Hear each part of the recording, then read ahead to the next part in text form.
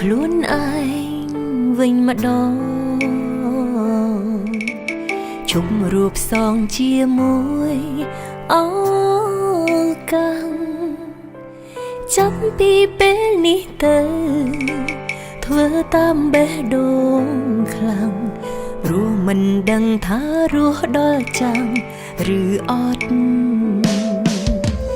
រៀនតទួលការពិតខ្លួនឯងព្រោះសំដែងយូរពេកគឺហត់ជីវិតមនុស្សម្នាក់តែងជួបរឿងជូរចត់ជួនកាលជួបស្នេហ៍ក្បត់ធ្វើបាបចិត្តសូមធ្វើតាមបេះដូងបំពេញក្តីសុខខ្លួនឈប់រស់នៅលាក់ពួនការពិតស្រឡាញ់អ្វីខ្លួនមានជាអាហារផ្លូវចិត្ត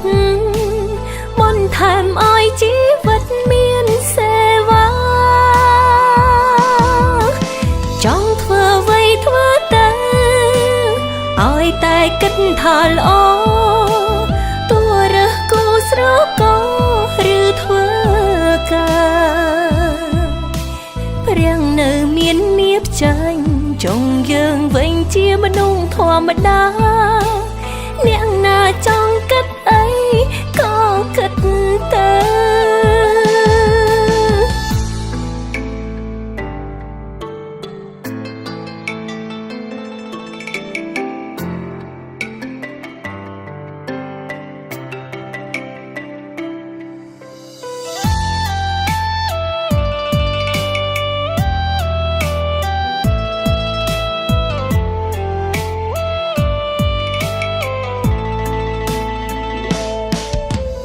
រៀនតទួលការពិត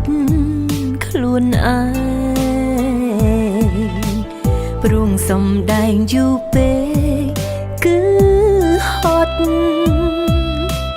ជីវិតមនុស្សម្នាក់តែងជួបរឿងជូរចត់ជួនកាលជួបស្នេហ៍ក្បត់ធ្វើបាបចិត្តសូមធ្វើតាមបេះដូងបំពេញក្តីសុខខ្លួនឈប់រស់នៅលាក់ពួនការពិតស្រឡាញ់អ្វីខ្លួនមានជាអាហារផ្លូវចិត្ត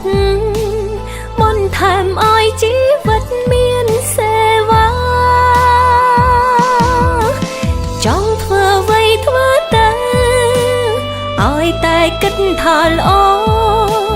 ទោះរើសគូស្រកោឬធ្វើការ